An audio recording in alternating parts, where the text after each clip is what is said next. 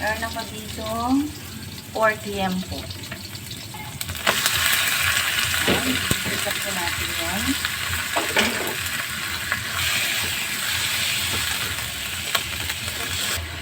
Maglagay tayo ng paminta.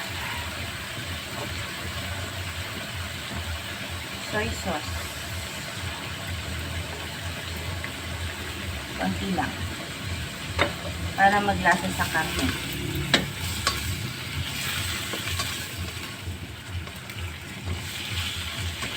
Bango. Ay, lagyan natin ng tubig para mapalambot natin yung karne. Ayan. Papalambutin muna natin yung karne. 4 cubes. Check natin.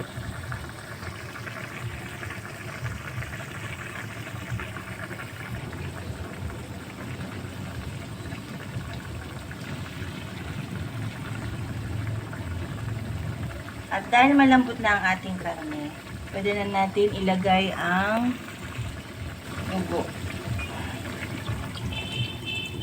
Ito po ay nilagyan ko na po ng suka.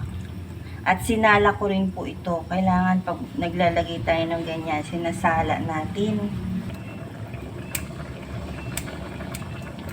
Sumasarap po ang bagisen pag madami pong sili. Yan. Okay, kuluan pa natin. Add natin ng powdered seasoning. Konti lang. Ang gusto ko po sa bagisen, yung medyo tuyo.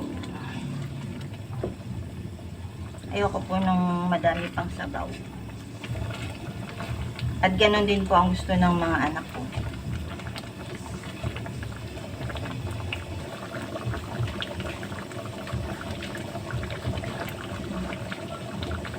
Maglagay din po ng konting sugar. Dahil po maasim yung inilagay natin suka, syempre, para mabalanse at ayaw mo namang kumain ng sobrang asim, maglagay ng konting sugar.